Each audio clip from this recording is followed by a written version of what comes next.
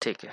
तो last class में हम लोगों ने एसिड एंड बेसिस करा था। हम लोगों को पता है एसिड क्या होते हैं, बेसिस क्या होते हैं। अर्हीनियस की इक्वेशन के अकॉर्डिंग एसिड वो कंपाउंड्स होते हैं जिनके फॉर्मूले में H आता है और जो वाटर में रिएक्ट करने के बाद क्या देते हैं, H प्लस आयन देते हैं या H3O पॉजिटिव आयन्स देते हैं। सिमिलरली बेसिस क्या होते हैं, जिनके फॉर्मूले में OH होता है and they releases OH negative ion जब वाटर के अंदर डिजोल्व होता है। तो ये मैंने तुम्हें कल बताया ही था। उसके बाद हम लोग नेक्स्ट टॉपिक पे आए थे, strength of acid and basis. हमें कैसे पता चलेगा कि जो एसिड है वो स्ट्रॉन्ग एसिड है या वीक एसिड है, या जो बेस है वो स्ट्रॉन्ग एसिड स्ट्रॉन्ग बेस है या वीक बेस है। ये हमें पता चलता है ऑन द बेसिस ऑफ उनका डिसोसिएशन। ठीक है, अगर वो कम्प्लीटली डिसोसिएट होते हैं तो वो स्ट्रॉन्ग एसिड होंगे, और वो इनकम्प्लीटली डिसोसिएट होते हैं या पार्शियली डिसोसिएट होते हैं तो उन्हें क्या बोलेंगे, weak acid. Similarly for the basis, basis के केसेस में भी अगर वो कम्प्लीटली डिसोसिएट होता है तो वो स्ट्रॉन्ग है, और अगर वो पार्शियली डिसोसिएट होता है तो वो वीक है। कैसे करते हैं,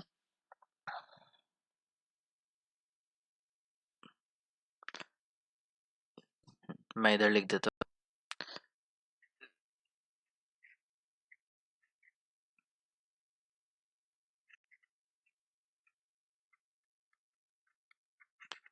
कम्प्लीटली डिसोसिएट होगा तो वो कौन सा एसिड है, स्ट्रॉन्ग एसिड है, और उसके लिए हम लोग कौन सा एरो यूज़ करते हैं, सिंगल साइडेड एरो। ठीक है, और अगर इनकम्प्लीटली डिसोसिएट होता है,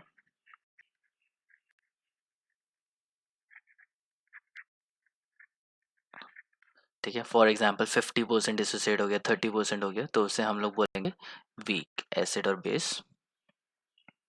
और उसके लिए हम लोग साइन कौन सा यूज़ करेंगे, इक्विलिब्रियम का साइन यूज़ करेंगे। ठीक है, तो अगर तुम्हारे पास कोई इक्वेशन लिखी हुई है तो on the basis of that equation तुम बता सकते हो कि वो स्ट्रॉन्ग है या वीक है। देखो यहाँ पे एक एरो है, डायरेक्ट एरो है, तो मतलब ये है स्ट्रॉन्ग, और यहाँ पे इक्विलिब्रियम का साइन है तो मतलब वो है वीक। ठीक है, सो एक मेथड मैंने तुम्हें ये बताया था कि कैसे फाइंड आउट करना है कि जो इलेक्ट्रोलाइट है या एसिड और बेस है वो स्ट्रॉन्ग है या वीक है। द नेक्स्ट मेथड इज कि हम लोग उसकी pKa या pKb वैल्यू देख सकते हैं, और उससे हम लोग फाइंड आउट कर सकते हैं कि एसिड स्ट्रॉन्ग है या वीक है। फॉर एग्जाम्पल मैंने तुम्हें दिया कि HCl। अब तुम मुझे बताओ कि HCl एक स्ट्रॉन्ग एसिड है या वीक एसिड है। तो ये तुम कैसे बताओगे, ये इसको बताने के लिए तुम्हें क्या करना है, pKa वैल्यू फाइंड आउट करनी है। ठीक है, pKa वैल्यू कहाँ से मिलेगी, फ्रॉम इंटरनेट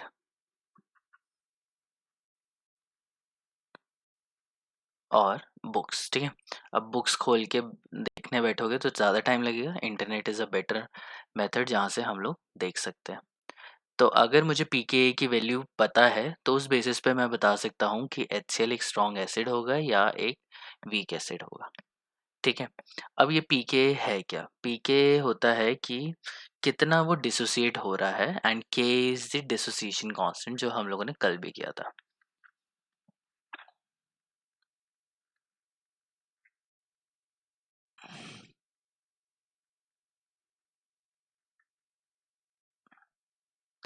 डिसोसिएशन कांस्टेंट क्या बताता है कि कितना ज़्यादा एसिड डिसोसिएट हो रहा है या टूट रहा है। एसिड वाटर में अगर डालेंगे तो वो टूटेगा किस में, H3O पॉजिटिव में। ठीक है, तो ये इक्वेशन लिखी है, Ha को अगर हम लोग वाटर में डालेंगे तो वो क्या प्रोड्यूस करेगा, H3O positive hydronium ion and A negative conjugate base. अब इस इक्वेशन का हम लोग इक्विलिब्रियम लिखेंगे तो इक्विलिब्रियम कैसे लिखते हैं, के प्रोडक्ट की कॉन्सेंट्रेशन, प्रोडक्ट में हमारे पास क्या है, H3O पॉजिटिव और A नेगेटिव है, तो H3O पॉजिटिव और A नेगेटिव हम लोग ऊपर लिखेंगे, और नीचे हम लोग क्या लिखेंगे, रिएक्टेंट्स, रिएक्टेंट की कॉन्सेंट्रेशन HA एंड H2O। ठीक है, ये लिख दिया हम लोगों ने। अब ये लिखने के बाद हमें ये पता है कि जो H2O है वो है लिक्विड।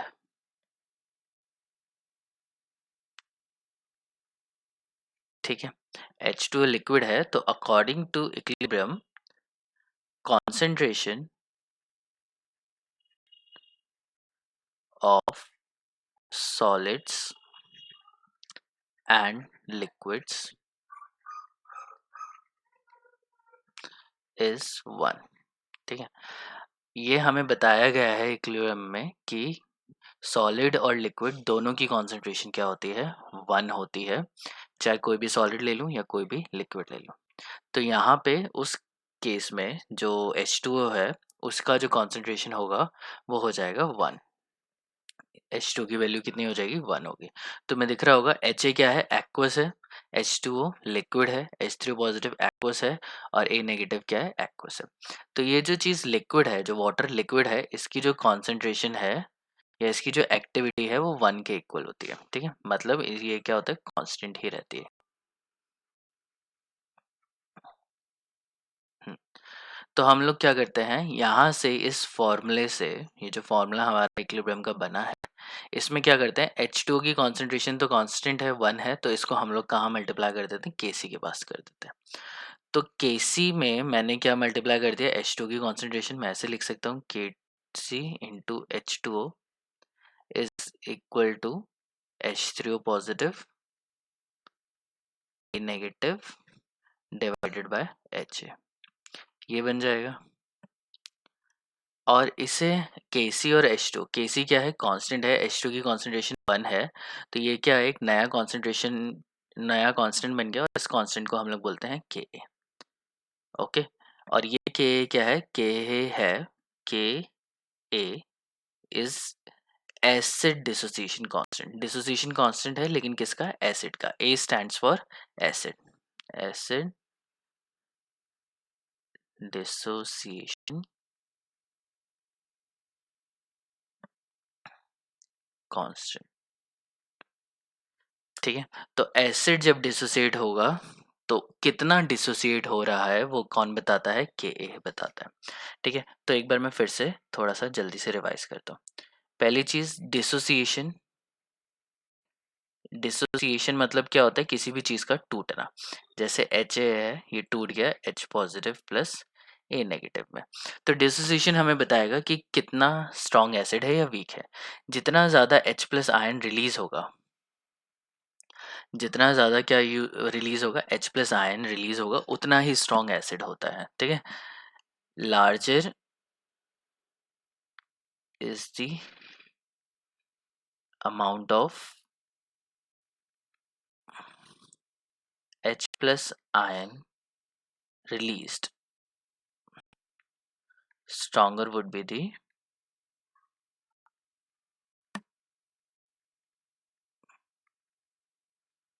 एसिड। ठीक, एसिड क्या होगा, उतना ही ज़्यादा स्ट्रांग होगा। तो हमें पता चल गया कि डिसोसिएशन डिसाइड करता है कि कोई एसिड या बेस स्ट्रांग है या वीक है। जितना ज़्यादा acid H plus ion provide कर सकता है, जितना ज़्यादा HA टूट के H प्लस आयन प्रोवाइड कर सकता है, उतना ही ज़्यादा उसका क्या होगा, डिसोसिएशन कांस्टेंट होगा और उतना ही स्ट्रांग एसिड होगा। ठीक, तो मैं एक बार फिर से यहाँ पे करता हूँ। अब जो हमारा Ka था वो था concentration of H3O positive A negative divided by Ha। ठीक है, इक्वेशन भी मैं लिख देता हूँ, Ha plus H2O gives us H3 positive plus A negative. ये हमारी इक्वेशन थी एंड Ka का मैंने फॉर्मूला लिख दिया। हमें पता है हायर इज H3O पॉजिटिव, जितना ज़्यादा वैल्यू होगी H3 पॉजिटिव की उतना स्ट्रॉन्ग एसिड होगा। ये समझ में आ रहा है, जितनी ज़्यादा H3O पॉजिटिव, जितना ज़्यादा H प्लस आयन रिलीज होगा। ठीक है, मैंने तुम्हें बताया था H प्लस आयन क्या होता है, अनस्टेबल होता है। तो H प्लस आयन क्या करता है, किसके साथ रिएक्ट करता है, H2 के साथ रिएक्ट करके H3O पॉजिटिव हाइड्रोनियम आयन बना लेता है। तो जितना ज़्यादा H प्लस या जितना ज़्यादा H3O पॉजिटिव आयन रिलीज होगा उतना ही स्ट्रॉन्ग क्या होगा, वो एसिड होगा। तो स्ट्रॉन्ग एसिड के लिए हमें क्या चाहिए, ज़्यादा अमाउंट चाहिए H3O पॉजिटिव। अब H3O पॉजिटिव की वैल्यू ज़्यादा होगी तो Ka क्या है, डायरेक्टली प्रोपोर्शनल दिख रहा है हमें, Ka is directly proportional to H3O positive. तो इससे मुझे पता चल रहा है कि स्ट्रॉन्ग एसिड, अगर एक एसिड स्ट्रॉन्ग है तो उसके लिए H3O पॉजिटिव की वैल्यू भी ज़्यादा होनी चाहिए। और उसी तरीके से जो एल वैल्यू है Ka की, H3O पॉजिटिव ज़्यादा हुआ तो Ka भी ज़्यादा होगा, तो लार्जर वैल्यू होनी चाहिए किसकी, Ka की। ठीक है, तो हमें ये याद रखना है कि अगर के की वैल्यू लार्ज है, के की वैल्यू ज़्यादा है, के की वैल्यू ज़्यादा होगी तो H3O पॉजिटिव भी ज़्यादा होगा और वो एसिड किस टाइप का होगा, स्ट्रांग होगा। या उल्टा कर सकते हैं, स्ट्रांग एसिड है तो उसका H3O पॉजिटिव आयंस भी ज़्यादा निकलेंगे और उसकी के की वैल्यू भी ज़्यादा होगी। ठीक है, सिंपल है। तो हमें क्या पता चला कि के क्या है, डायरेक्टली प्रोपोर्शनल है एसिडिक स्ट्रेंथ के। ये बात तुम्हें अच्छे से याद रहनी चाहिए। ये क्या है, डिसोसिएशन कांस्टेंट है। जितना ज़्यादा एसिड एसिड डिसोसिएट होगा उतना ज़्यादा ही वो H प्लस या H3O पॉजिटिव आयन प्रोड्यूस कर पाएगा। तो जितना ज़्यादा के की वैल्यू उतना ही ज़्यादा एसिडिक स्ट्रेंथ। ठीक है, अब एक क्वेश्चन बताओ मुझे, अपने आप को अनम्यूट कर लेना। मेरे पास एक एसिड है HX और एक एसिड है HA। HX की जो के की वैल्यू है ये है 1 × 10⁻³ और इधर जो HA की वैल्यू है वो है 1 × 10⁻²। अब मुझे बताओ कि कौन स्ट्रॉन्ग एसिड है, HX है या HA है? कौन बताएगा? जो भी बताएगा वो प्लीज अनम्यूट कर लेना अपने आप को।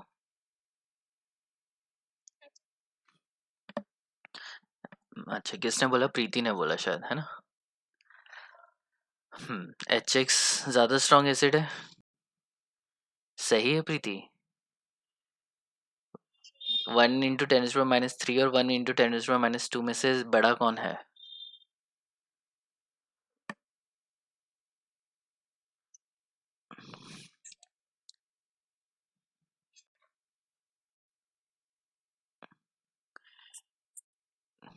वन देखो, 1 × 10⁻³ का मतलब क्या हुआ, 0.001 और 1 × 10⁻² का मतलब क्या हो गया? कौन बड़ा है? HA बड़ा है। प्रीति समझ में आया क्या कंफ्यूजन है? हम्म तो जो 10⁻³ है वो नेगेटिव वैल्यू नहीं है ये, ठीक है? हाँ, बस उसमें क्या हो रहा है, डेसिमल आगे चला जाएगा। तो इससे हमें पता चल रहा है कि HA इज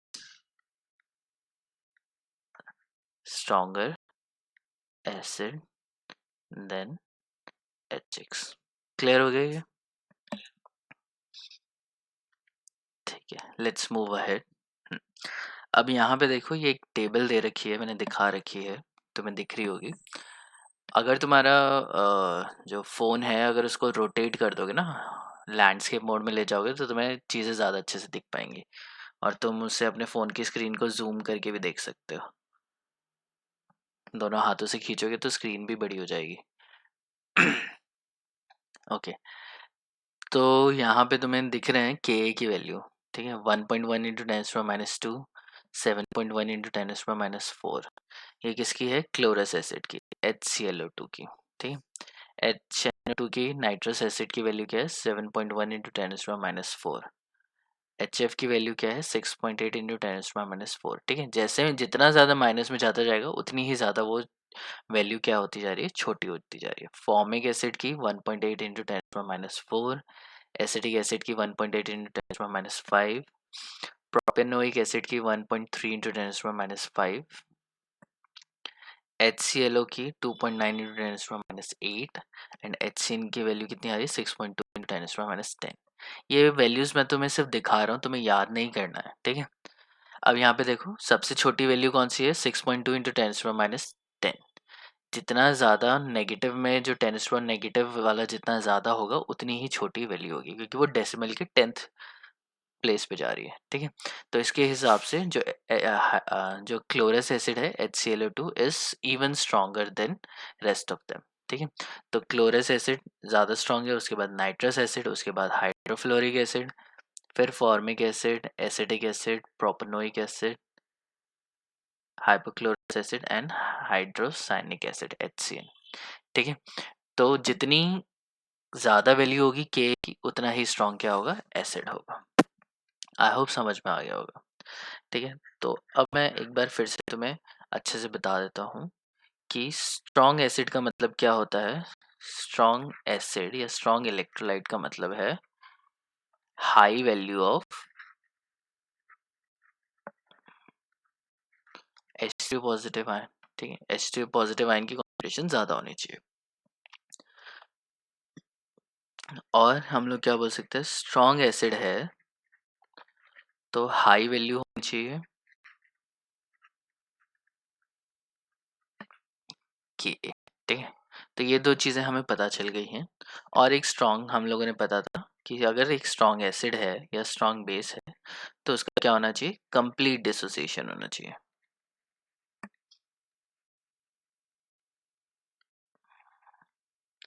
और अगर कंप्लीट डिसोसिएशन है तो हम लोग एरो कौन सा यूज़ करते हैं, ये वाला। ठीक है, तो 3 मेथड हो गए जिससे हम लोग पता लगा सकते हैं कि जो कंपाउंड है वो स्ट्रॉन्ग एसिड है या नहीं है। ठीक है, नाउ कम्स बेस के बारे में। तो बेस है HOH, NaOH ले लेते हैं। अब ये NaOH वाटर में डालते हैं तो ये देता है Na positive plus OH negative. Okay, अब अगर मैं इसको कंसिडर करूं कि ये इक्विलिब्रियम है ऑलरेडी, ऑल्दो ये इक्विलिब्रियम नहीं होता है, तो यहाँ पे मैं इक्विलिब्रियम कांस्टेंट कैसे लिखूंगा, Kc is equal to concentration of Na positive into concentration of OH negative divided by concentration of NaOH। ये मैं लिख सकता हूँ। ठीक है, और ये किस में होनी चाहिए रिएक्शन, वाटर में तो होनी ही चाहिए, तो यहाँ पे क्या आएगा, वाटर भी आएगा। अब ये वाटर की कॉन्सेंट्रेशन तो होती है कांस्टेंट, इसको अगर मैं इधर लेके जाऊंगा तो Kc इंटू H2O की कॉन्सेंट्रेशन हो जाएगी Na positive OH negative divided bye NaOH। इस Kc इंटू H2O को हम लोग बोलेंगे Kb। क्या बोलेंगे, Kb। B stands for base.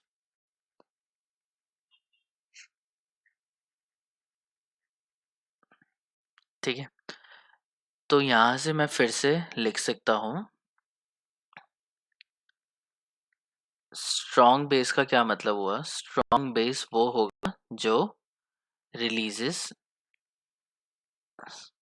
More OH negative ion, जो OH नेगेटिव आयन क्या करे, ज़्यादा निकाले। अगर OH नेगेटिव ज़्यादा है तो OH नेगेटिव ज़्यादा है तो Kb भी ज़्यादा होगा।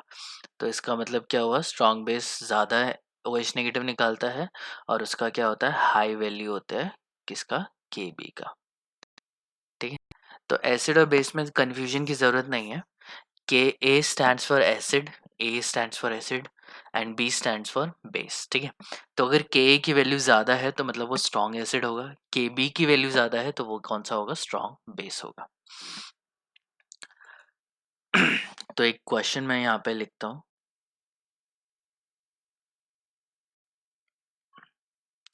एक बेस है मेरे पास, फॉर एग्जांपल NaOH है एंड CaOH ट्वाइस है। NaOH की जो वैल्यू है उसका जो Kb की वैल्यू है, Kb की वैल्यू दे रहा हूँ, Kb की वैल्यू है यहाँ पे 325 या 3.25 ले लेते हैं, इंटू 10⁻³ और कैल्शियम हाइड्रोक्साइड की वैल्यू है 2.12। बस, ठीक है, तो बताओ कौन सा बेस स्ट्रॉन्ग है, कौन सा बेस वीक है।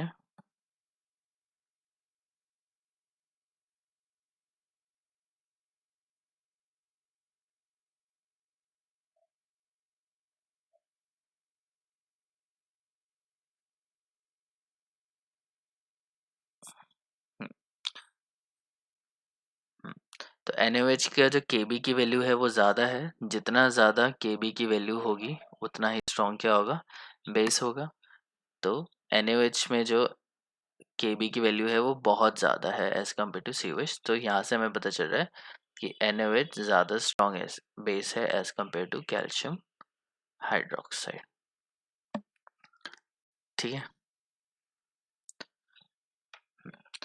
Okay, so let's move ahead.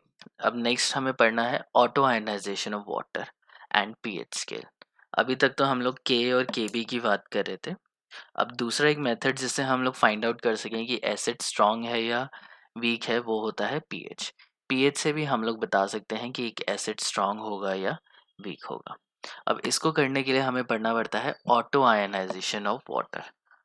Auto ionization of water, auto मतलब क्या होता है? सेल्फ, मतलब खुद हो रहा है।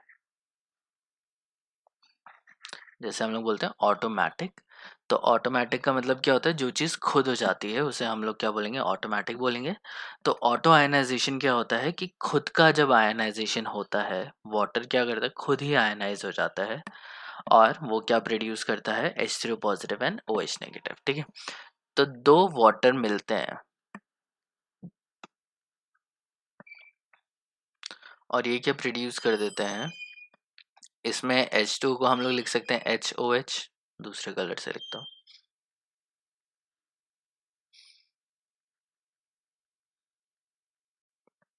ऐसे लिख सकते हैं। अब ये जो H2O है ये क्या कर लेता है? ये वाला हाइड्रोजन ले लेता है, तो ये क्या बन जाएगा? H3O।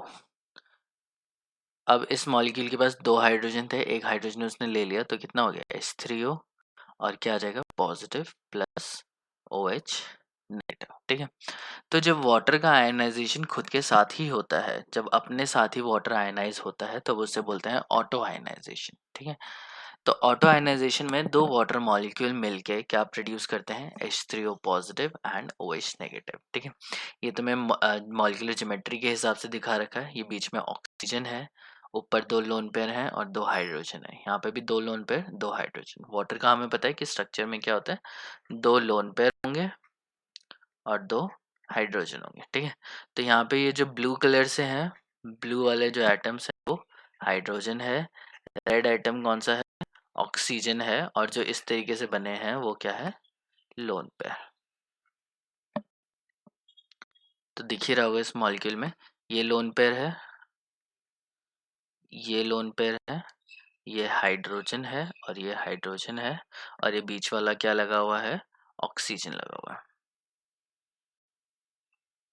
ठीक, अब क्या है कि ये वाला जो लोन पेयर है वो इस हाइड्रोजन को ले लेगा। मतलब क्या करना है कि इसमें से हाइड्रोजन यहाँ से यहाँ पे ट्रांसफर हो जाएगा। तो हाइड्रोजन अगर यहाँ से यहाँ पे ट्रांसफर हो गया, तो हाइड्रोजन कितने हो गए इसके पास? 3 हाइड्रोजन हो गए, और क्या बचेगा? एक लोन पेयर बचेगा, और इसको क्या बोलेंगे? H3 positive hydronium ion. और दूसरा क्या बचेगा? दूसरे के पास OH बचेगा, ऑक्सीजन है, हाइड्रोजन है, और यहाँ पे क्या हो जाएंगे? 3 लोन पेयर हो जाएंगे। ठीक, एक सेकेंड रुकना जरा।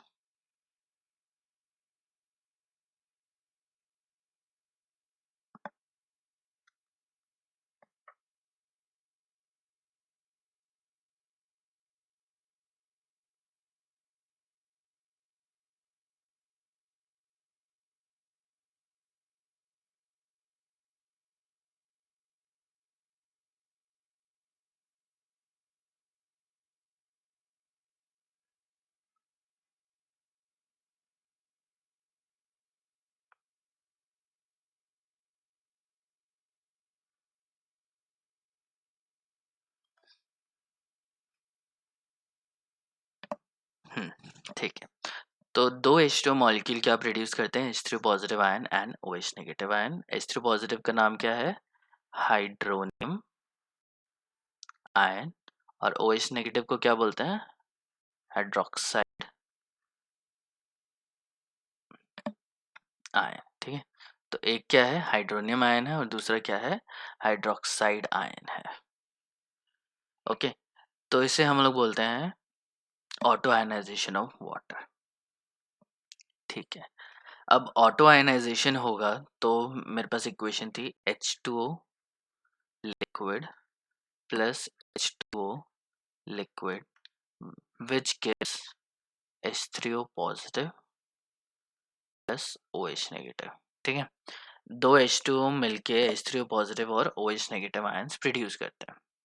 अब देखो ये लिक्विड है और ये क्या है, एक्वस है, वाटर के अंदर है। तो इसके लिए मैं जब इक्विलिब्रियम कांस्टेंट लिखूंगा तो इक्विलिब्रियम कांस्टेंट कैसे लिखते हैं, प्रोडक्ट का कॉन्सेंट्रेशन, दो प्रोडक्ट है मेरे पास और ये दोनों क्या है, reactant, into OH negative divided bye H2O concentration into H2O। ठीक है, तो H2O को दो बार लिखने की जगह उसको क्या कर सकते हैं हम लोग, स्क्वायर कर सकते हैं। ये आ गया। ठीक है, now we no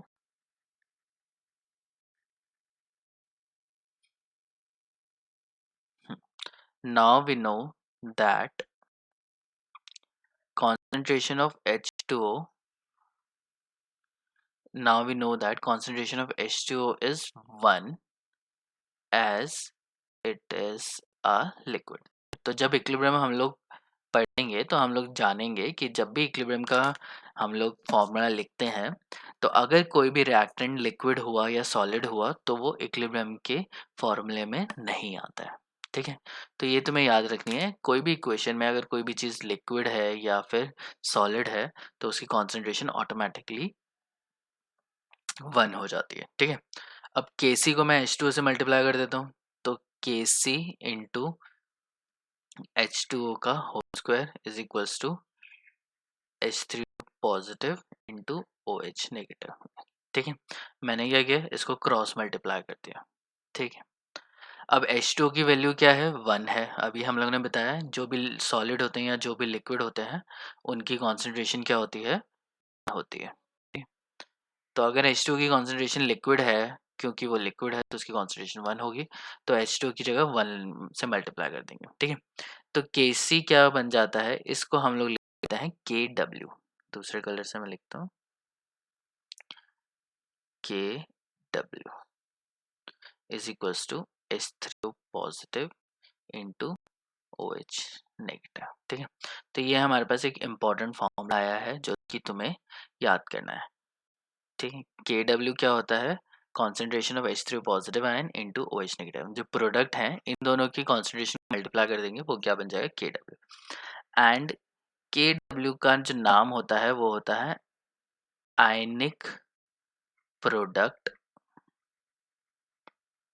of water. क्या नाम है इसका, ionic product of water. Water का आयनिक प्रोडक्ट, वाटर क्या होता है, HOH होता है। ठीक है, तो वाटर में क्या बचा, OH negative, OH minus plus H positive. अब H पॉजिटिव तो स्टेबल नहीं होता है, वो वाटर के साथ रिएक्ट करके क्या बनाता है, H3O पॉजिटिव आयन बना लेता है। तो H3O positive ion plus OH negative ion, ये दोनों आयन बन गए, तो इसका नाम क्या है, ionic product of water. Product मतलब मल्टीप्लाई कर रहे हैं। तो OH नेगेटिव को जब हम लोग दोनों आयन की कॉन्सेंट्रेशन से मल्टीप्लाई करते हैं तो वो किसके इक्वल हो जाता है, Kw के इक्वल हो जाता है। And Kw is your ionic product of water. ठीक है, तो क्वेश्चन आएगा, यही क्वेश्चन आएगा, what is ionic product of water. ठीक है, क्या है आयनिक प्रोडक्ट ऑफ वाटर, क्या होता है। तो आयनिक प्रोडक्ट ऑफ वाटर क्या है, it is the product of ions that are produced by the auto ionization of water. Water के ऑटो आयनाइजेशन पे, वाटर के टूटने पे दो आयंस प्रोड्यूस होते हैं, एक H3O पॉजिटिव आयन प्रोड्यूस होता है और एक OH नेगेटिव आयन प्रोड्यूस होता है। इन दोनों की कॉन्सेंट्रेशन, कॉन्सेंट्रेशन हम लोग कैसे लिख सकते हैं, स्क्वायर ब्रैकेट में। स्क्वायर ब्रैकेट का मतलब क्या है, कॉन्सेंट्रेशन। ठीक है, तो जब H3O पॉजिटिव आयन और OH नेगेटिव आयन इनकी कॉन्सेंट्रेशन टर्म को हम लोग मल्टीप्लाई कर देते हैं तो हमारा क्या आ जाता है, Kw। Kw क्या है, आयनिक प्रोडक्ट ऑफ वाटर। ठीक है, सो क्वेश्चन यही आएगा, what is ionic product of water. तो तुम्हें क्या लिखना है, ionic product of water is the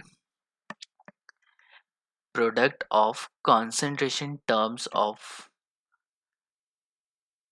ions that are produced during autoionization। ठीक है, मैं आगे लिख देता हूँ, यहाँ लिख देता हूँ,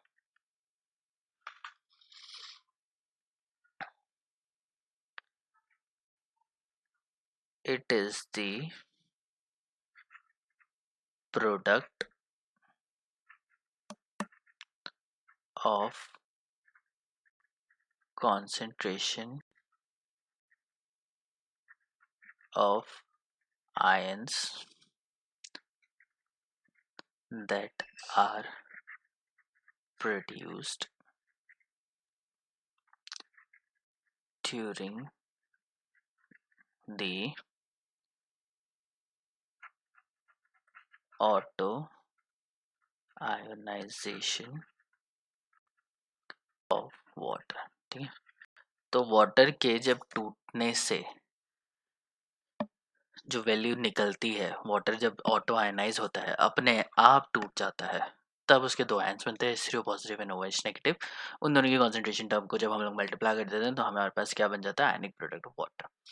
तो अब ये लिखने के लिए तुम्हें ये इक्वेशन याद होनी चाहिए, H2O plus H2O gives H3O positive and OH negative. यहाँ से एक हाइड्रोजन यहाँ पे डाल दोगे तो H3O पॉजिटिव बच जाएगा, यहाँ पे क्या बच जाएगा, OH नेगेटिव। फिर उसके बाद तुम्हें पूरी डेरिवेशन तुम्हें बतानी है कि कैसे तुम इक्विलिब्रियम कांस्टेंट लिखोगे। फिर तुम्हें कैसे पता चलता है कि H2 की कांस्टेंट वैल्यू 1 होगी क्योंकि वो लिक्विड है। फिर Kc को तुम यहाँ पे मल्टीप्लाई करोगे, Kc को मल्टीप्लाई करोगे तो Kw तुम्हारा ये बन जाएगा। तो पूरा फॉर्मूला तुम्हें डिराइव करना पड़ेगा। Now we come to the most important part which is the value. जो इसकी वैल्यू होती है वो होती है 1 इंटू 10⁻⁻14।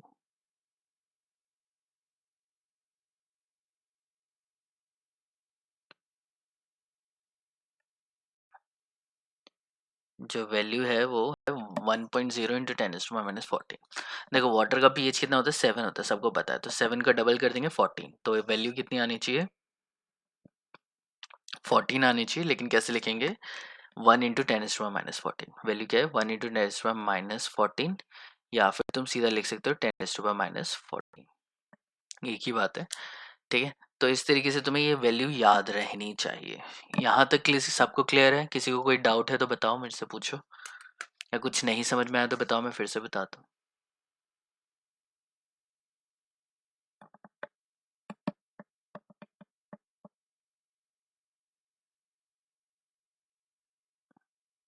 नहीं, बाकी सबका भी क्लियर है या?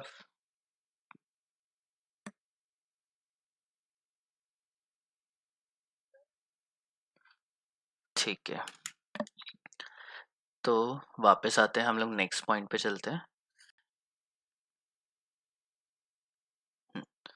तो मैं फिर से बताता हूँ कि जो Kw की वैल्यू है, Kw का फॉर्मूला क्या है, H3O positive in OH negative, और वैल्यू कितनी होती है, 1 इंटू 10⁻⁻14। ठीक है, याद रखना इनकी कोई यूनिट नहीं होती है। ये हमारा क्लियर हो गया। ठीक, अब we come to a next important point कि जब हम लोग इक्वेशन लिखी थी H2O plus H2O gives us H3O positive plus OH negative, ये इक्वेशन थी। ठीक है, यहाँ पे एक बहुत इंपॉर्टेंट पॉइंट हमें पता है कि H3O पॉजिटिव की जो कॉन्सेंट्रेशन होगी वो OH नेगेटिव की ही होगी। ठीक है, क्यों होगी, क्योंकि H3O पॉजिटिव OH नेगेटिव किससे निकल रहे हैं, वाटर से निकल रहे हैं। एक एग्जांपल देता हूँ, मेरे पास है HA। ठीक है, अब इसकी कोई रिएक्शन नहीं हुई है तो यहाँ पे कोई प्रोडक्ट नहीं है। ठीक है, अब HA टूट गया किसमें, H पॉजिटिव में प्लस A नेगेटिव। तो पहले अगर इसकी कॉन्सेंट्रेशन 1 थी और रिएक्शन अभी स्टार्ट नहीं हुई है तो प्रोडक्ट नहीं बनेंगे। तो हम लोग किसकी बात करें, एकदम इनिशियल कंडीशन की बात करें, मेरे पास सिर्फ रिएक्टेंट है HA और प्रोडक्ट अभी बना नहीं है, उसको मैंने थोड़ी देर के लिए छोड़ दिया और वो किस में कन्वर्ट हो गया, प्रोडक्ट में कन्वर्ट हो गया। तो ये जो एक मॉलिक्यूल है ये खत्म हो गया, रिएक्टेंट की कॉन्सेंट्रेशन क्या हो जाएगी, कम हो जाएगी, और प्रोडक्ट की बढ़ जाएगी, ये बन जाएगा 1 और ये बन जाएगा 1। यहाँ से मुझे क्या पता चल रहा है कि H प्लस आयन का भी एक मॉलिक्यूल है, A नेगेटिव का भी एक मॉलिक्यूल है। तो H प्लस आयन की कॉन्सेंट्रेशन किसके इक्वल है, A माइनस के इक्वल दिख रही है मुझे। क्यों दिख रही है, क्योंकि ये एक ही मॉलिक्यूल के पार्ट थे। ठीक है, तो एक मॉलिक्यूल के दो पार्ट हैं। ठीक है, एक आदमी है जिसके दो हाथ हैं, तो उसको दो हाथ तोड़ देंगे तो एक एक हाथ ही बचेगा। ठीक है, तो जो दोनों हाथ होंगे उनकी वैल्यू 1 1 होगी। ठीक है, इसी तरीके से अगर एक केमिकल को अगर हम लोग तोड़ देते हैं तो उसके जो पार्ट्स बचेंगे वो इक्वल ही बचेंगे, ठीक है, अगर उसमें सिर्फ 2 ही पार्ट्स हैं तो।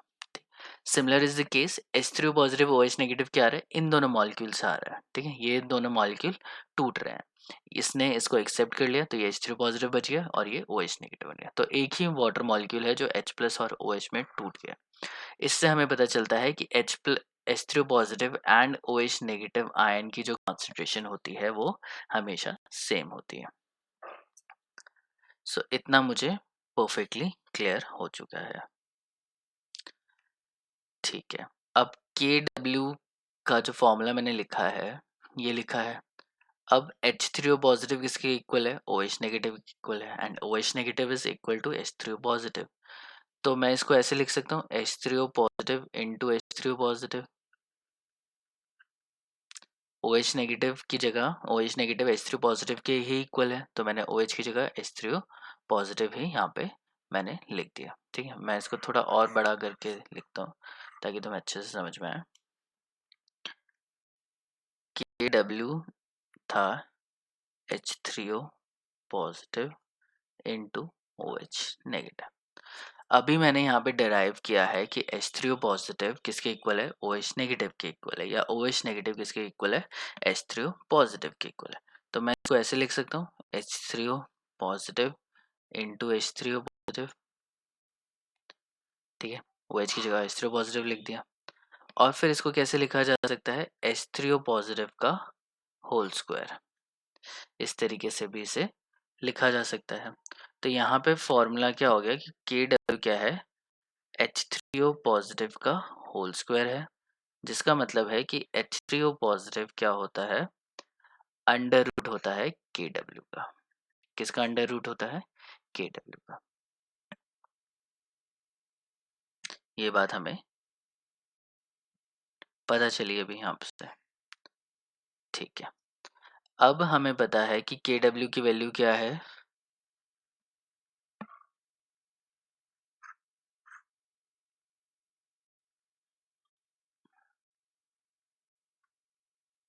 KW की वैल्यू है 1 इंटू 10⁻⁻14, ठीक है। तो 14 का अंडर रूट कितना होगा, H3O पॉजिटिव आ जाएगा 1 इंटू 10⁻⁷, ठीक है। अब H3O क्या है, OH नेगेटिव के इक्वल है, तो OH की भी कॉन्सेंट्रेशन कितनी होगी, 1 इंटू 10⁻⁷।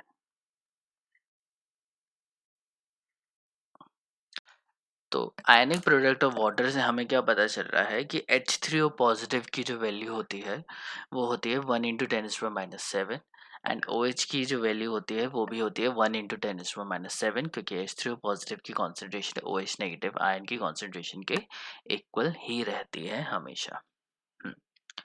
अब मुझे बताओ कि वाटर का पीएच क्या होता है,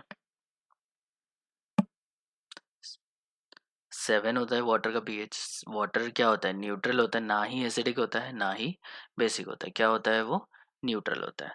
तो न्यूट्रल होने का यहाँ पे क्या मतलब है कि जब भी कंपाउंड कब न्यूट्रल होगा, न्यूट्रल सोल्यूशन में हमेशा एसिड H3O पॉजिटिव क्या है, एसिड है, और OH नेगेटिव क्या है, बेस है। तो जब एसिड और बेस दोनों की कॉन्सेंट्रेशन सेम होगी, दोनों की वैल्यू क्या होगी, सेम होगी, तो जो सोल्यूशन बनता है वो कैसा बनता है, न्यूट्रल सोल्यूशन बनता है, ठीक है। ये चीज़ तुम्हें याद रखनी है कि न्यूट्रल सोल्यूशन कब होगा, जब equal amount of acid and equal amount of base और दोनों को मिक्स कर दिया जाए, ठीक है। तो जब 10 ml तुमने एसिड लिया, 10 ml तुमने बेस लिया, और दोनों को क्या कर दिया, मिक्स कर दिया, तो सोल्यूशन कैसा बनेगा, न्यूट्रल बनेगा, ठीक है। वाटर के अंदर क्या है, H3O पॉजिटिव भी है, OH नेगेटिव भी है, और दोनों की वैल्यू क्या है, सेम है, तो वाटर क्या होता है, न्यूट्रल होता है। क्यों न्यूट्रल होता है, क्योंकि उसमें H3O positive and OH negative की वैल्यू एग्जैक्टली सेम होती है। 10 बार रिपीट कर दिया, समझ में आ गया होगा, आई होप, ठीक है। सो नेक्स्ट इज एसिड कब होगा, एसिड, कोई भी सोल्यूशन एसिड तब होगा जब एसिड की कॉन्सेंट्रेशन बेस से ज़्यादा होगी। फॉर एग्जांपल मैंने लिया 10 ml एसिड लिया और 5 ml क्या लिया, बेस लिया। अब एसिड बेस तो न्यूट्रल हो जाएंगे, तो 5 ml एसिड और 5 ml बेस न्यूट्रल बन जाएंगे, और हमारे पास फाइनली क्या बचेगा, 5 ml acid plus 5 ml salt. Acid और बेस क्या बनाता है? सॉल्ट बनाता है। तो 5 ml एसिड 5 ml बेस दोनों मिलके सॉल्ट 5 ml सॉल्ट बना लेंगे। एसिड क्या बच जाएगा? 5 ml बच जाएगा। अगर एसिड की कॉन्सेंट्रेशन बेस से ज़्यादा हो गई तो सोल्यूशन किस टाइप का बन जाएगा? एसिडिक। सोल्यूशन कैसा बन जाएगा? एसिडिक। और बेस के केस में जब OH नेगेटिव की कॉन्सेंट्रेशन H3O पॉजिटिव से ज़्यादा हो जाएगी तब वो कैसा बन जाएगा? एक बेसिक सोल्यूशन बन जाएगा। सिंपल सी बात है, एसिड ज़्यादा हुआ तो सोल्यूशन एसिडिक, बेस ज़्यादा है तो सोल्यूशन क्या है? बेसिक है। और दोनों की कॉन्सेंट्रेशन इक्वल है तो वो सोल्यूशन क्या है? न्यूट्रल है। ठीक है, ये मैं तुम्हें इतने अच्छे से 10 बार क्यों, कॉमन सेंस से 10 बार इसलिए बता रहा हूँ क्योंकि हमें न्यूमेरिकल सॉल्व करना है इसके ऊपर।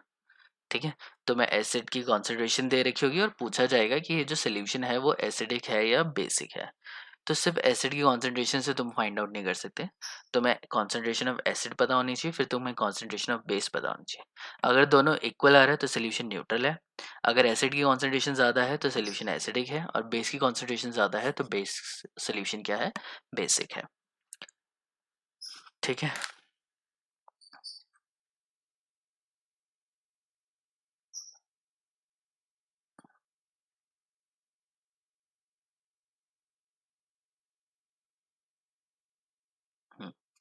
Okay let's move ahead. अब हमें पता है कि KW क्या होता है? H3O positive into OH negative. ठीक है, अब फॉर एग्जांपल मुझे H3O पॉजिटिव की वैल्यू पता है तो मैं OH की वैल्यू से निकालूंगा। OH की वैल्यू निकालने के लिए मैं KW को डिवाइड कर दूंगा H3O पॉजिटिव से। ठीक है, तो H3O पॉजिटिव की अगर मुझे कॉन्सेंट्रेशन पता है तो OH की कॉन्सेंट्रेशन मेरी आराम से निकल सकती है। एसिड की कॉन्सेंट्रेशन मुझे पता है तो बेस की कॉन्सेंट्रेशन आराम से निकल सकती है, क्योंकि KW की वैल्यू हमें हमेशा पता है, वो कांस्टेंट होती है 1 × 10⁻⁴। ठीक है, KW की वैल्यू क्या याद करनी है तुम्हें? याद करनी है अच्छे से। ठीक है, KW की वैल्यू है 1 × 10⁻⁴। तो KW की वैल्यू तुम्हें पता होनी चाहिए। ठीक है, और अगर तुम्हें दोनों में से किसी की भी वैल्यू पता है तो तुम इजीली फाइंड आउट कर सकते हो सोल्यूशन एसिडिक है या बेसिक है। बस तुम्हें क्या यूज़ करना है? H3O पॉजिटिव है तो यहाँ पे OH आएगा, और यहाँ पे OH है तो यहाँ पे क्या आएगा? H3O पॉजिटिव, क्योंकि फॉर्मूला ये है। एक की वैल्यू KW की वैल्यू तुम्हें ऑलरेडी पता है, H3O पॉजिटिव की वैल्यू अगर पता है तो OH निकल जाएगा, OH की वैल्यू पता है तो H3O पॉजिटिव निकल जाएगा, बस नीचे जाके डिवाइड कर देना उसे। ठीक है, तो यहाँ से हमें पता चला है कि जब H3O पॉजिटिव और OH नेगेटिव की वैल्यू सेम होती है, इक्वल होती है, तो सोल्यूशन क्या होता है? न्यूट्रल होता है। H3O पॉजिटिव की वैल्यू ज़्यादा होगी OH नेगेटिव से तो सोल्यूशन एसिडिक होगा, और H3O पॉजिटिव की कॉन्सेंट्रेशन OH नेगेटिव से कम होगी तो सोल्यूशन क्या होगा? बेसिक होगा। ठीक है, तो आयनिक प्रोडक्ट ऑफ वाटर से तुम इजीली फाइंड आउट कर सकते हो कि एसिड की कॉन्सेंट्रेशन कितनी है एंड बेस की कॉन्सेंट्रेशन कितनी है। ठीक है, let's move to a question. ये तुम लोग खुद सॉल्व करोगे या मैं करवाऊँ? आधा मैं करता हूँ, आधा तुम बताओ। A research chemist adds a measured amount of HCl gas to pure water। ठीक है, एक केमिस्ट है, उसने क्या किया? केमिस्ट वो नहीं जो दवाइयाँ बेचता है, जो केमिस्ट्री पढ़ते हैं उनको भी केमिस्ट बोलते हैं। तो जो केमिस्ट है उसने क्या किया? HCl गैस को किस में डाल दिया? वाटर में डाल दिया। कितने डिग्री सेल्सियस पे? 25 डिग्री सेल्सियस पे। टेम्परेचर यहाँ पे इम्पोर्टेंट है क्योंकि 25 डिग्री सेल्सियस पे KW की वैल्यू कितनी होती है? 1 × 10⁻⁻⁴। टेम्परेचर चेंज करोगे तो KW की वैल्यू भी चेंज हो जाएगी। तो तुम्हें ये चीज़ याद रखनी है कि KW की वैल्यू 1 × 10⁻⁴ होती है एट 25 डिग्री सेल्सियस। टेम्परेचर कम ज़्यादा हुआ तो वैल्यू चेंज हो जाती है। ठीक है, इसलिए तुम्हें जितने भी क्वेश्चन मिलेंगे वो 25 डिग्री सेल्सियस पर ही मिलेंगे। Okay, moving ahead. हमें पता है कि एक केमिस्ट है, उसने HCl गैस को किसके अंदर डाल दिया? वाटर के अंदर डाल दिया, और क्या प्रोड्यूस हो गया? H3O positive ion plus Cl negative ion. अब उसने मेजर कर दिया कि H3O पॉजिटिव आयन की वैल्यू है 3.0 इंटू 10⁻⁻4 मोलर। तो इसका मतलब क्या हुआ, 0 पॉइंट इतना मोलर हमारा क्या प्रोड्यूस हो गया है, H3O पॉजिटिव आयंस प्रोड्यूस हो गए। ठीक है, अब मुझे बताना है ये जो सोल्यूशन बना है वो एसिडिक है, बेसिक है या न्यूट्रल है।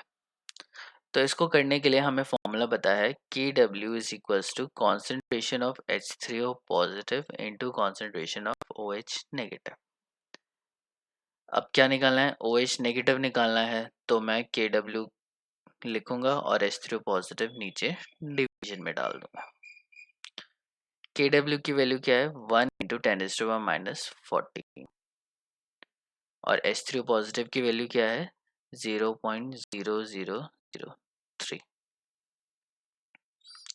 ठीक है, इसको या मैं सीधा लिख सकता हूँ 3 इंटू 10⁻⁻4।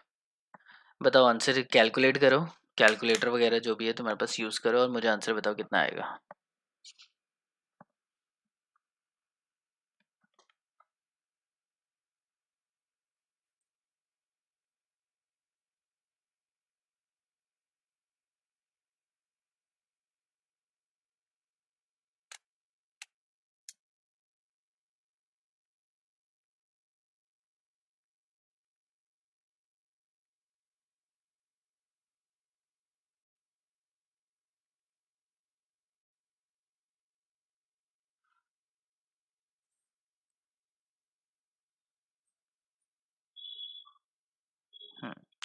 एसिडिक तो होगा, वैल्यू कितनी आई है OH की,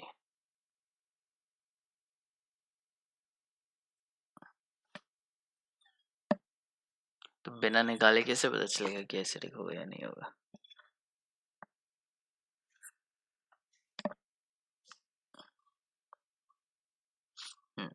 तो यहाँ पे मैंने क्या किया है, OH की वैल्यू Kw की वैल्यू में H3 पॉजिटिव के आयन की वैल्यू मैंने डाल दी और कितना आया, OH नेगेटिव की वैल्यू 3.33 इंटू 10⁻11।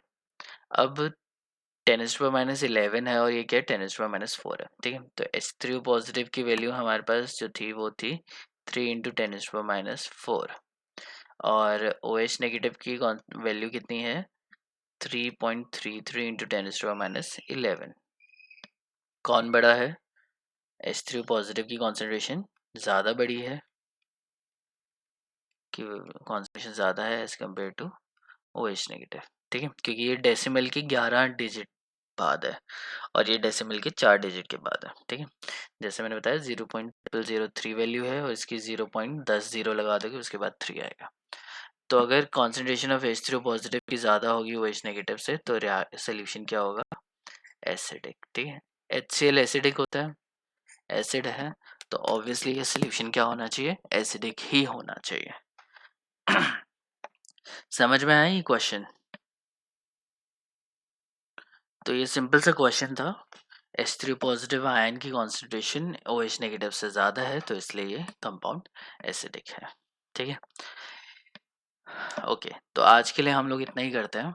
ठीक है, और मैं तुम्हें 2-3 क्वेश्चंस तुम्हें पोस्ट कर दूंगा ग्रुप पे ही, और मैं तुम्हें अब बाकी दिखा देता हूँ कि ग्रुप को जो गूगल क्लासरूम है उसे यूज़ कैसे करना है।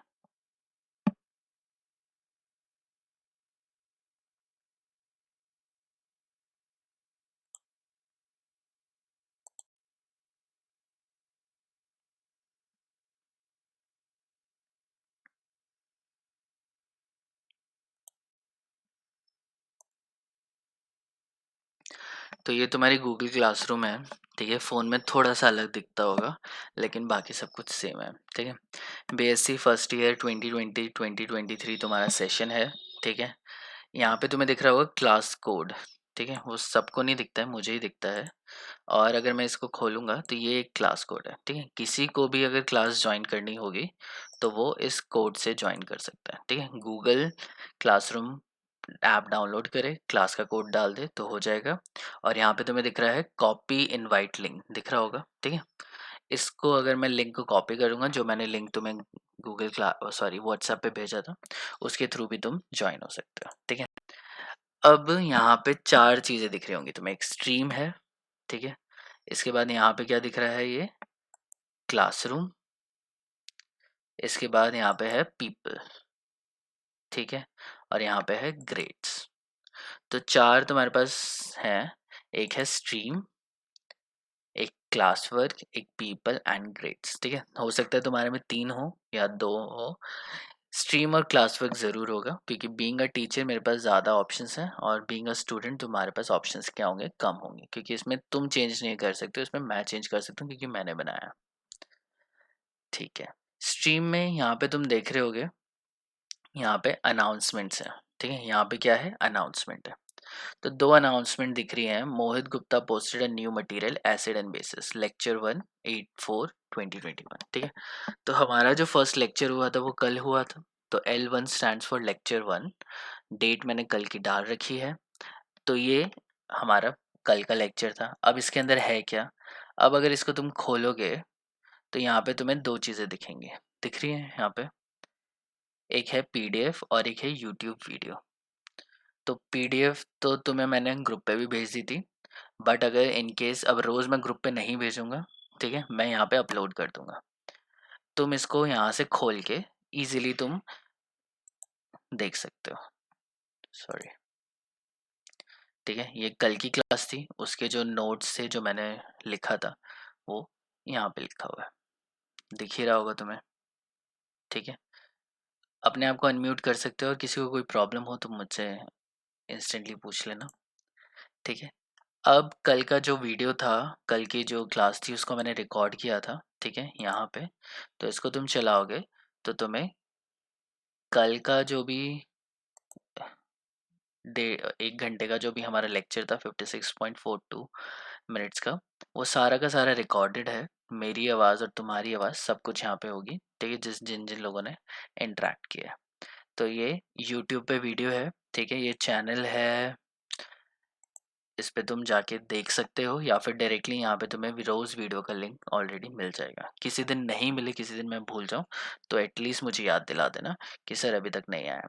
यहाँ पे तुम्हारे कोई भी क्वेश्चंस होंगे तो क्लास कमेंट्स लिखा हुआ है यहाँ पे तुम जाके कमेंट कर सकते हो, ठीक है, और जो भी तुम्हें बताना हो वो तुम यहाँ पे बता सकते हो। तुम्हें सेकंड अनाउंसमेंट भी दिख रही होगी यहाँ पे। सेकंड अनाउंसमेंट है, Mohit Gupta posted a new material syllabus part 1, ठीक है। तो अब पार्ट 1 का जो सिलेबस है वो मैंने यहाँ पे अपलोड कर दिया है, दिख रहा है तुम्हें, सिलेबस पार्ट 1 है, ठीक है। 9:33 AM आज ही मैंने किया है। यहाँ पे क्लिक करोगे तो तुम्हें पार्ट 1 का सिलेबस दिखाई दे जाएगा। ये बोल रहा है couldn't preview you may be offline, हाँ आ गया। हम्म, तो ये दिख रहा है कि फिजिकल केमिस्ट्री है, इसके टॉपिक्स हैं, इनऑर्गेनिक केमिस्ट्री है उसके टॉपिक्स हैं, एंड ऑर्गेनिक केमिस्ट्री उसके टॉपिक्स हैं। फिर प्रैक्टिकल है, ठीक है, बुक्स सजेस्टेड बुक्स भी यहाँ पे लिखी हुई हैं, ठीक है। उसके बाद जनरल सब्सिडरी का भी यहाँ पे दे रखा है,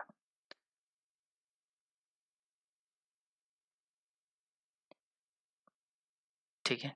यहाँ पे तुम्हें दिखा रखा है कि प्रैक्टिकल 12 मार्क्स और 8 मार्क्स का इधर होगा, टोटल 25 का होगा, और उधर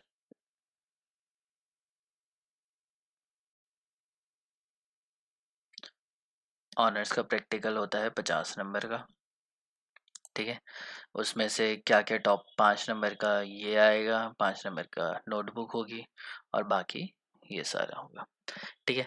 तो यहाँ पे इन केस कभी तुम्हें नहीं पता चल रहा व्हाट्स द सिलेबस, तो तुम इसको खोल के देख सकते हो, और ये हेल्प तुम्हें मिल जाएगी, ठीक है। दूसरा मैं तुम्हें दूसरी चीज़ दिखाता हूँ। यहाँ पे समझ में आ गया सबको, किसी को कोई डाउट है, ठीक है। नेक्स्ट जो, हाँ हाँ बोलो। प्रैक्टिकल देखो, लैब में सामान तो है। हम्म।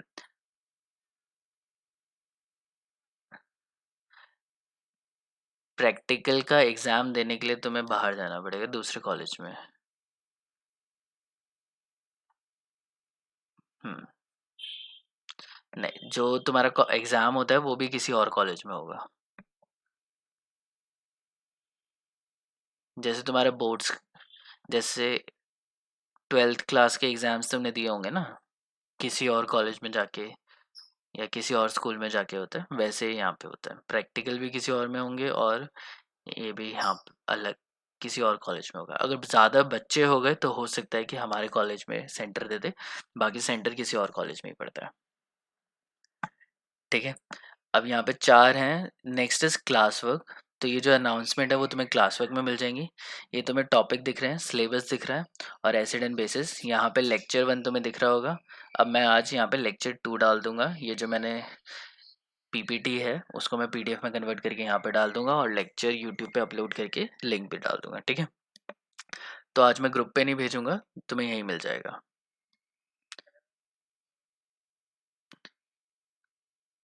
नहीं नहीं, तुम भी यूज़ कर सकते हो। स्ट्रीम में तुम मैसेज कर सकते हो यहाँ पे, announcement something to your class. तो यहाँ पे तुम खुद भी कुछ भी मैसेज तुम यहाँ पे डाल सकते हो, जो भी होगा। हाँ लेकिन क्या ज़्यादा हो रहा है?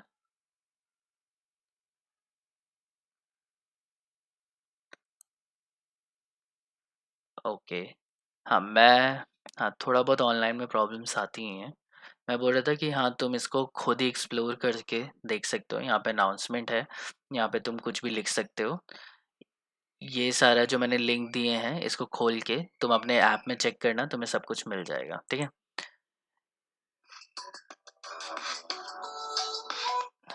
हम्म, ये यहाँ पे नेक्स्ट है पीपल का टैब। तो यहाँ पे टीचर लिखा हुआ है, ठीक है, और यहाँ पे स्टूडेंट्स लिखा हुआ है। स्टूडेंट्स में तुम देख सकते हो कौन कौन स्टूडेंट्स ने ऐड हो गए हैं, ठीक है, दिख ही रहा है।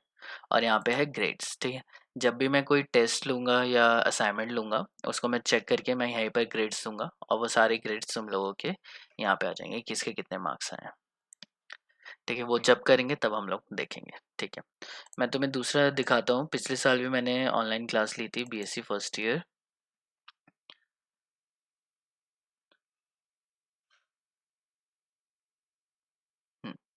ये दिख रहा है तुम्हें?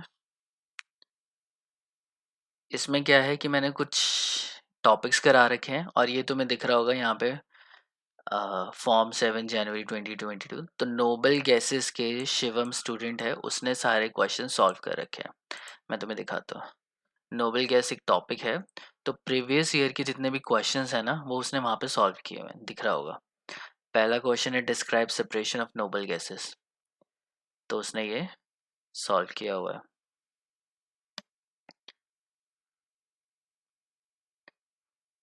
ठीक है, सेकंड क्वेश्चन है write down the electronic configuration of noble gases why they exhibit low chemical reactivity. ठीक है, तो इस ग्रुप में, पिछले साल के ग्रुप में बहुत सारे चैप्टर्स के प्रीवियस ईयर के क्वेश्चंस बचे हुए हैं। ठीक है, मतलब पड़े हुए हैं, तो तुम इसको यूज़ कर सकते हो। तुम्हें ये फिर से सॉल्विंग करने पड़ेंगे और तुम्हें आराम से इनके आंसर्स मिल जाएंगे। ठीक है, दिख रहा होगा discuss Lucas test for distinguish. तो उसके आंसर्स बच्चों ने सारे अच्छे से लिखे हुए थे। एक है पीरियोडिक प्रॉपर्टीज। ठीक है, कुछ टॉपिक्स के मैंने खुद ही सॉल्व करके दे रखे हैं ये। तो आई वुड सजेस्ट कि ये जो मैं लिंक भेजूंगा ना पिछले साल के ग्रुप का, उसको ऐड कर लेना। ठीक है, और अगर मैं क्लास वर्क पे जाऊँ तो यहाँ पे जो चैप्टर्स हैं जो मैंने पहले करा रखे हैं, जैसे अल्कोहल, फिनॉल एंड ईथर मैंने चैप्टर करा रखा था। एल्डिहाइड कीटोन्स जो तुम्हारे टॉपिक में है वो करा रखा है। क्रिस्टलोग्राफी करा रखा है, उसके सारे लेक्चर्स हैं। और थर्मोडायनेमिक्स मैंने करा रखा है। ठीक है, कॉलिगेटिव प्रॉपर्टी, इन सब का नोट्स और इन सब की वीडियो यहाँ पे ऑलरेडी डली हुई है। ठीक है, तो मैं इस लिंक, ये जो लिंक है ये मैं तुमसे शेयर कर देता हूँ ग्रुप पे। इस ग्रुप में ऐड हो जाना। ऐड हो जाओगे तो तुम्हें सारा सामान तुम्हें यहीं मिल जाएगा। ठीक है, तो तुम्हें ज़्यादा मेहनत करने की ज़रूरत नहीं है। कोड है, ये कोड है, ये दूसरी क्लास में तुम ये डाल देना, या लिंक जो है कॉपी लिंक ये मैं तुम्हें भेज देता हूँ। इस ग्रुप को ऐड कर लोगे तो इसके अंदर जो भी पेपर्स हैं, जो सॉल्व पेपर्स हैं वो जो डले हुए हैं वो तुम यूज़ कर सकते हो, देख सकते हो। ठीक है, इसके बाद आई डोंट थिंक सो और कुछ है। हाँ, और दूसरा एक चीज़ और मुझे बतानी थी।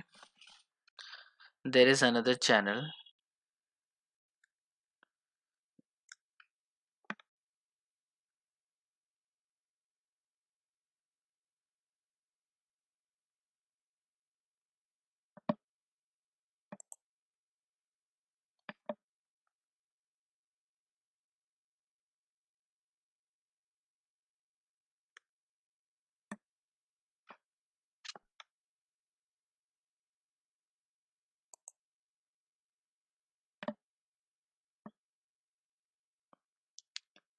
ठीक है, दिख रहा है तुम लोगों को ये?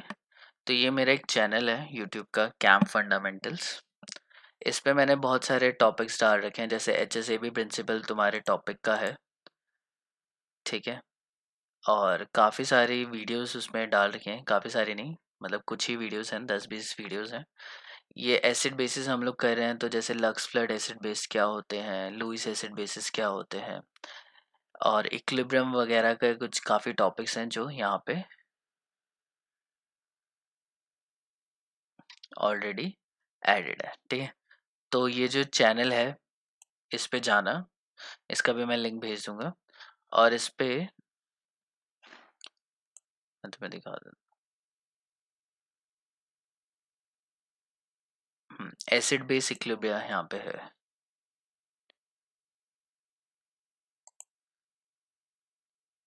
ठीक है। एसिड बेस इक्विलिब्रियम में अभी हम लोग वही कर रहे हैं। तो Arrhenius acid base concept, pH scale क्या होता है, आयनिक प्रोडक्ट ऑफ वाटर है क्या है, ये पूरा वहाँ पे डला हुआ है टॉपिक, ठीक है।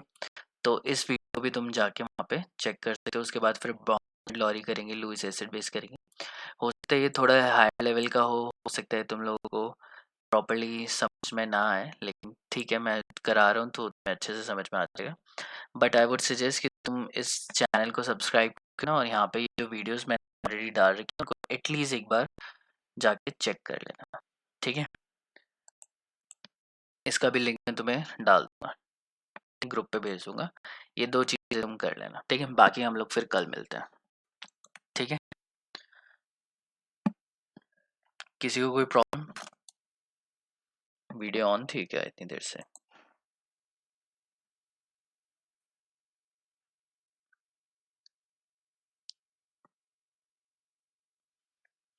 ठीक है, चलो फिर कल हम लोग मिलते हैं, और कोई भी डाउट्स होंगे तो तुम व्हाट्सएप पे पूछ ही लेना मेरे से। ठीक है, फिर आज के लिए इतना ख़त्म करते हैं। ओके।